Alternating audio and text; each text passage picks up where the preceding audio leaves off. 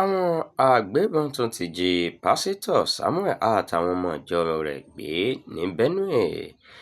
Àwọn agbébọn tún ti ṣọṣẹ́ tí wọ́n sì ti jí àlùfáà kan ẹni ọ̀wọ̀ dókítà Samuel Gbinde pẹ̀lú àwọn ọmọ ìjọ méjì nílé rẹ̀ nípínlẹ̀ Benue.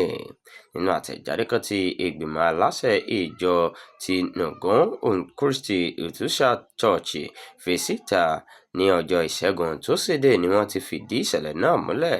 Gẹ́gẹ́ bí àlàyé náà ṣe sọ, àwọn agbébọn náà gbé àlùfáà àti àwọn olùjọ́sìn méjèèjì ní kùtùkùtù ọjọ́ Ìṣẹ́gun Tósídẹ̀ẹ́ tó kọjá nínú ilé àwọn àlùfáà tó wà ní NKST Church agbègbè Andia ní Ìṣàn Classes nípínlẹ̀ Benue.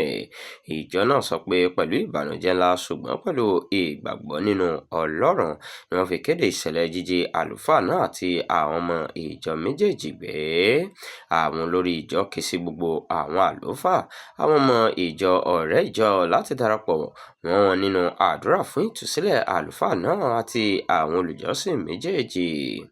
Wọ́n tún gbàdúrà kí Ọlọ́run fún àwọn ìdílé àwọn tí wọ́n jí ìjọ Andia àti gbogbo ìdílé NKST ní agbára, ìtùnú àti ìrètí lásìkò ìpèníjà ńlá yìí. Bákan náà, ìjọ Ọlọ́run rawọ́ ẹ̀bẹ̀ sí ìjọba, àjọ ẹ̀ṣọ́ aláàbò ìjọba ìpínlẹ̀ àti àpapọ̀ láti gbé ìgbésẹ̀ kíákíá láti gba àwọn tí wọ́n jí gbé sílẹ̀ kí wọ́n sì mú àwọn tó lọ́wọ́ nínú ìṣẹ̀lẹ̀ náà. Ìjọ náà tún gba àwọn ìjọba méjèèjì nímọ̀ràn láti gbé àwọn ìgbésẹ̀ tó lágbára àti èyí tó péye láti dènà ìjínigbé tó ń ṣẹlẹ̀ káàkiri orílẹ̀-èdè yìí báyìí. Níparí, ìjọ náà fi ìgbàgbọ́ hàn pé àwọn tí wọ́n jí yóò padà sílé láìléwu. Ó sì gbàdúrà fún àlàáfíà àti ààbò káàkiri orílẹ̀-èdè Nàìjíríà.